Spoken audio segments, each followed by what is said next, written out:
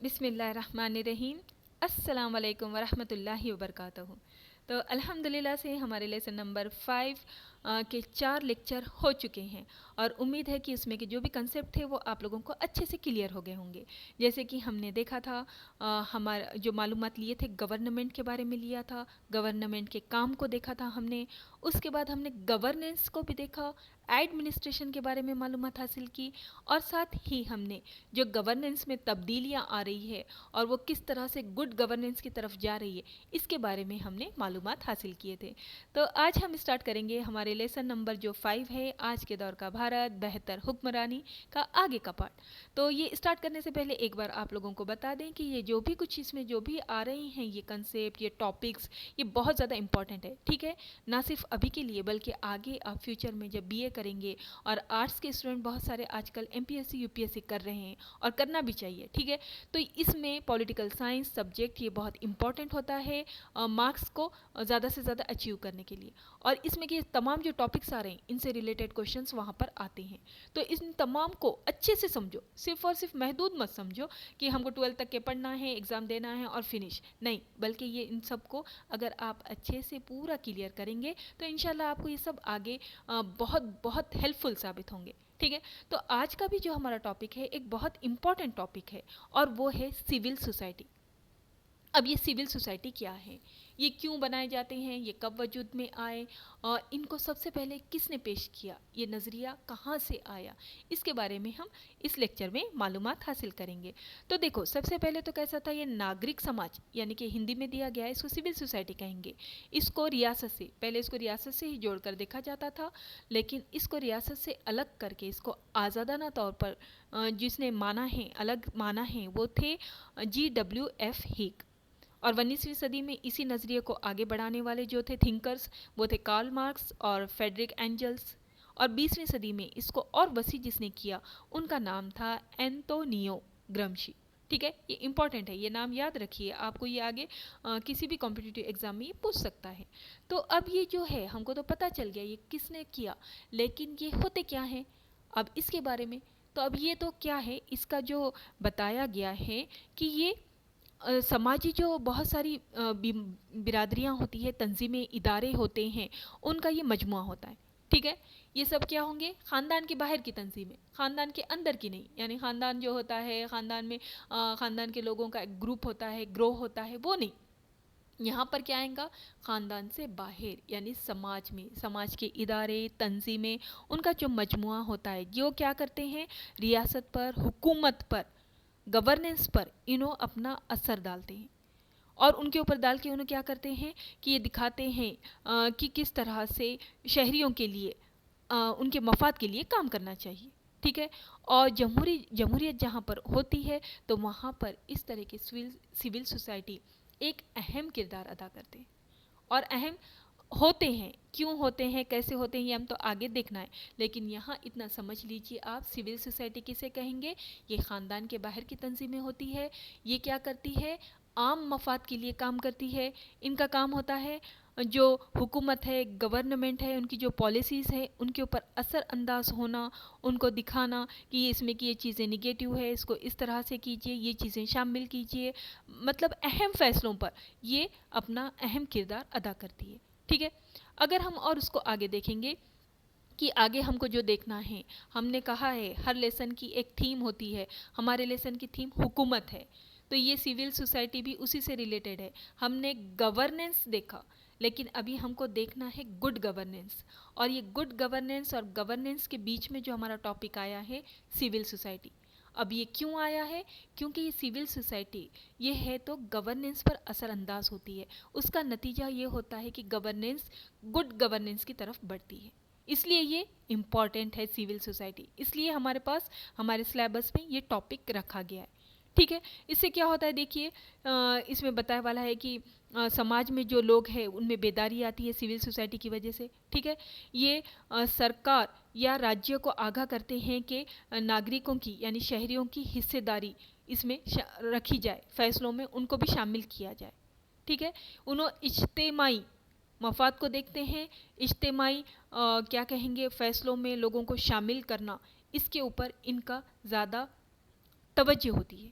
ٹھیک ہے، تو اس سے کیسا ہوگا، فیصلے بھی جو ہوں گے شہریوں کے حق میں ہوں گے.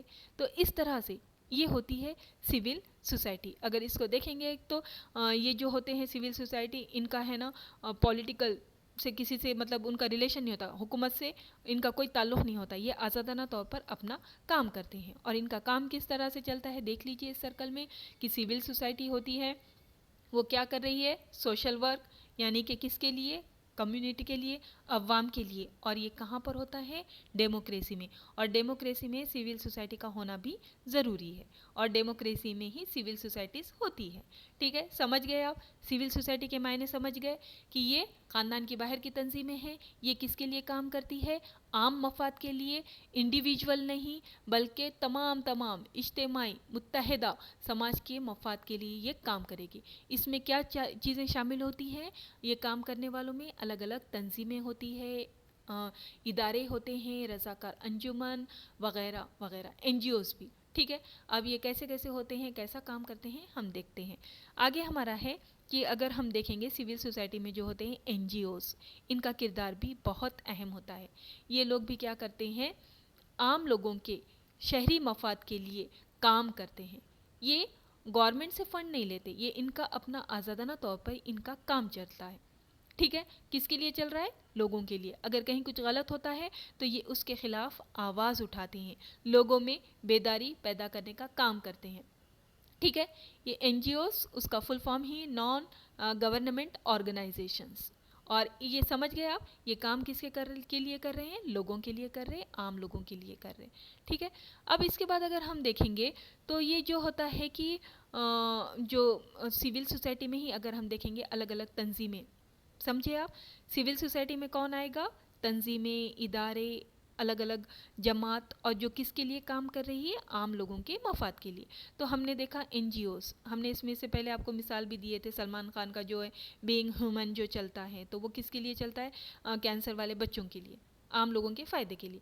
تو ویسے ہی جو انوائرمنٹ کے تحفظ کے لیے الگ الگ تنظیمیں ہیں تو وہ کیا کرتے ہیں، کوشش یہ کرتے ہیں کہ پائیدار ترقی ہو، انہوں آواز اٹھاتے ہیں. جیسے کہ اپنے دیکھو کیا ہے تو نرمدا بچاؤ آندولن، چپکو تحریک، یہ جو کچھ بھی تھے تو یہ کس کے لیے کیا گیا تھا، انوائرمنٹ کے تحفظ کے لیے. میگھا پاٹکر یہ ایک بہت اہم رہنما گزری ہے جو کام کرتی ہے انوائرمنٹ کے تحفظ کے لیے.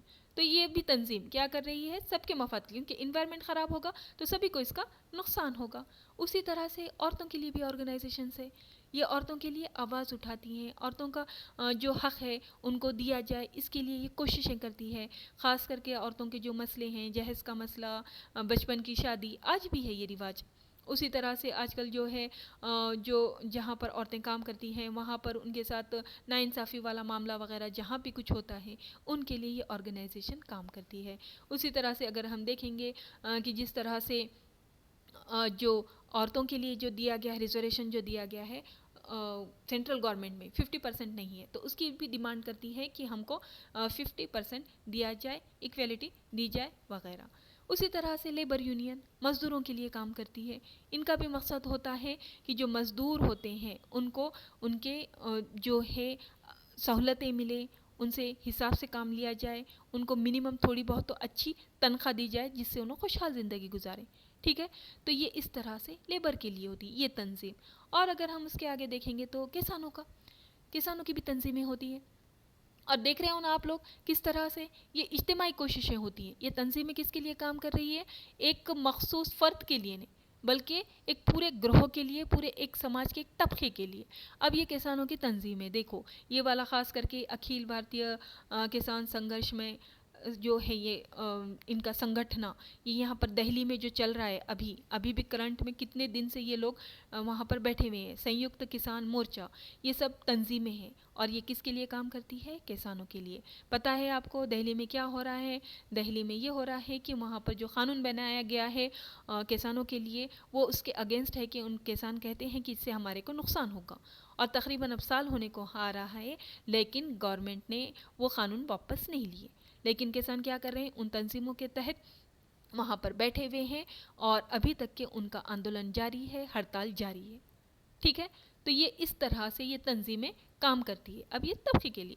تو اب یہ سول سوسائٹی ہوتی ہے تو ان کا مقصد یہ ہوتا ہے کہ انہوں چاہتے ہیں کہ ارجنٹ ایکشن ہو، یعنی گورنمنٹ کے جو کچھ پالیسیز ہے، سمجھ رہے ہو نا آپ، یہ سب تنظیموں کو ہم نے جو دیکھا تو اس کا مقصد کیا ہے کہ وہ گورنمنٹ جو پالیسی بنائی ہے وہ یہ کہتی ہے، اس کو دیکھ کر سمجھتی ہے اگر اس میں عوام کا، عام لوگوں کا نقصان ہو رہا ہے تو وہ لوگوں کے ساتھ کھڑے ہوتی ہے، حکومت کے ساتھ نہیں. ٹھیک ہے، لوگوں کے ساتھ کھڑے ہو کر ان کو مضبوط بناتی ہے، ان کی آواز کو اور اٹھاتی ہے اور اس آواز کو اٹھا کر ان تک کے پہنچاتی ہے، حکومت تک کے، تاکہ وہ اپنی پالیسی چینج کریں. ٹھیک ہے، سرکار کو چھوڑ کر جتنی بھی تنظیمیں وہ سب کہاں پر آئیں گی؟ سول سوسائٹی میں. اور اس کی وجہ سے کیسا ہوتا ہے، ایک اور بات کی، یہ تو ہم نے سب دیکھے، اسی طرح سے ڈاکٹروں کی بھی تنظیم ہوتی ہے، وکیلوں کی بھی ہوتی ہے، ٹیچرز کی بھی ہوتی ہے، کسی مذہبی بھی تنظیمیں ہوتی ہے. ہر ایک تنظیم اپنے اپنے زیر اثر جو بھی لوگ ہیں ان کے مفاد کے لیے کام کرتی ہے. یہ سول سوسائٹیز ہوتے ہیں. ٹھیک ہے، سمجھ گئے سول سوسائٹی ایک جو کنسیپٹ ہے آپ لوگوں کا کلیئر ہوا. اب دیکھیں گے کہ ہم یہ جو ہے اس سے کیا فائدہ ہے سول سوسائٹی کا. تو دیکھو اس سے کیسا ہوتا ہے کہ لوگوں کے حق کی حفاظت ہوتی ہے، سب کا کامن گڈ یعنی اجتماعی فائدہ ہوتا ہے، قانون جو ہے وہ نافذ ہوتا ہے یعنی کہ صحیح طریقے کا. اسی طرح سے اپنے جو خیالات کا اظہار ہے وہ سول سوسائٹی کے ذریعے سے ہوتا ہے، یعنی کہ کچھ لگ رہا ہے کہ کچھ چیز غلط ہو رہی ہے تو آواز اٹھائی جاتی ہے، اظہار خیال ہوتا ہے. یہاں پر جو غلط ہو رہا ہے اس کے خلاف آواز اٹھایا جاتا ہے. تو یہ جمہوریت میں سماجی مسائل حل کرنے کے لیے ایک اہم حصے داری ہے سول سوسائٹی کی. ٹھیک ہے، پولیٹیکل گروپ نہیں ہے، یہ دونوں ہے نا الگ الگ ہے، سیاست الگ ہے اور سول سوسائٹی الگ ہے، لیکن کہیں کہیں پر اس کا تعلق جو ہے یہ دونوں کا بھی ساتھ میں بھی ہے، الگ ہوتے ہوئے بھی دونوں کا مقصد ایک ہے. سمجھ رہے ہو آپ، حکومت اور سول سوسائٹی الگ ہے لیکن دونوں کا مقصد ایک ہے. حکومت بھی کیا چاہتی ہے؟ عوام کی فلاح ہو. سول سوسائٹی کیا چاہتی ہے؟ وہ بھی یہی چاہتی ہے کہ عوام کی فلاح ہو. لیکن حکومت اگر عوام کی فلاح سے تھوڑے ہٹ کر اگر کوئی فیصلے کرتی ہے تو عوام کا ساتھ دیتے ہوئے سول سوسائٹی حکومت کے خلاف جاتی ہے. ٹھیک ہے، سمجھے، اس طرح سے ہے سول سوسائٹی. اگر یہ دیکھیں گے ہم اس کو جو ہے اپنے اگر ایگزام کے نقطہ نظر سے اگر یہ پوچھا گیا تو آپ لوگوں کو یہ 4 نمبر کا کوشچن آ سکتا ہے، تو اس کا آپ کو اس طرح سے اس کا آنسر لکھ دینا ہے. اگر آپ شارٹ میں لکھیں گے اس کو پوائنٹ بنا کر لکھنا کہ اس میں ایسی تنظیمیں ہیں جو عام مفاد کے لیے کام کرتی ہے اور ان کا کیا رہتا ہے کہ پالیسی سازی جو ہوتی ہے اس کے اوپر اثر انداز ہو. یہ صرف مقامی نہیں بلکہ قومی، علاقائی، بین الاقوامی سطح پر بھی کام کرتی ہے. حکومت سے الگ ہے لیکن مقصد اگر ہم نے دیکھے ابھی کہ ان کا ایک ہی ہے. اور اس میں کیا چیزیں شامل ہے؟ بہت سارے این جی اوز، مزدور یونین، رضاکار انجمن وغیرہ وغیرہ. اور بہتر حکمرانی جو ہے اس کے اوپر یہ اثر انداز ہوگی. اور وہ کس طرح سے ہوگی وہ انشاءاللہ تعالی ہم نیکسٹ لیکچر میں دیکھیں گے. تو سمجھ گیا نا اچھے سے، یہاں یہ کنسیپٹ کلیئر ہو گیا نا آپ لوگوں کو. شہری سماج جو ہوتا ہے، سول سوسائٹی جو ہوتی ہے، اس میں الگ الگ تنظیمیں آئیں گی. مین چیز یاد رکھو، یہ تنظیمیں کس کے لیے کام کر رہی ہے؟ عام مفاد کے لیے کر رہی، اور یہ حکومت کی پالیسیز پر اثر انداز ہو رہی ہے. ہم آپ کو بار بار بولتے ہیں دیکھو کہ پولیٹیکل سائنس ایک ایسا سبجیکٹ ہے جو پریکٹیکل ہے، یعنی ہم کو اس کا سب پریکٹیکلی آزو بازو آس پاس ہوتے ہوئے دکھتا ہے. ہم نے آج معلومات لی سول سوسائٹی کی، تنظیموں کی. اب آپ نیوز چینل لگا کر دیکھو اور نیوز چینل پر آپ کو دہلی میں یہ جو کسانوں کا آندولن ہو رہا ہے وہ دکھائی دے گا. وہاں پر وہ نیوز آتی ہے، ڈیلی آ رہی ہے. تو یہ کیا ہے؟ یہ سول سوسائٹی کی مثال ہے نا. وہ کسان کس لیے کر رہے ہیں؟ وہ جو تنظیمیں ان کے ساتھ جو دے رہی ہیں وہ کیوں دے رہی ہیں؟ کیونکہ جو حکومت نے قانون بنایا ہے وہ ان کے مفاد کے لیے نہیں ہے، ان کو اس سے نقصان ہونے والا ہے. تو اس لیے وہاں پر یہ تنظیمیں، کسان یونین اور اس کے علاوہ بھی بہت سارے یونینز ان کے سپورٹ میں کھڑے ہیں تاکہ حکومت اپنے اس قانون کو واپس لے لے اور اس میں تبدیلی لائے. تو ہو گیا نا، دیکھو ہمارا سبجیکٹ کا پورا پریکٹیکل ہم کو نظر آ رہا ہے. تو اس لیے ہمارا سبجیکٹ جو ہے یہ پولیٹیکل سائنس بہت بہت انٹرسٹنگ ہے.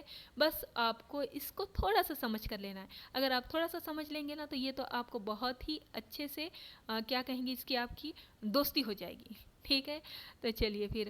اور اگر آپ کو ہم جو بھی کچھ پڑھا رہے ہیں، جو بھی سمجھا رہے ہیں، اگر 1% بھی سمجھ میں آتا ہے تو پلیز پلیز سب کے لیے دعا کیجیے، تمام لوگوں کے لیے ان حالات میں، خاص کر کے سبھی کے لیے دعائیں کیجیے. اور اینیملس کو بھی اپنی دعاؤں میں رکھیے، اور ایک چیز کہ نماز اور قرآن کو اپنا بیسٹ فرینڈ بنائیے، اور ہم کو بھی لاسٹ میں چپ ایک تھوڑا سا دعا میں یاد رکھ لیجیے، ٹھیک ہے؟ چلو، السلام علیکم ورحمۃ اللہ وبرکاتہ۔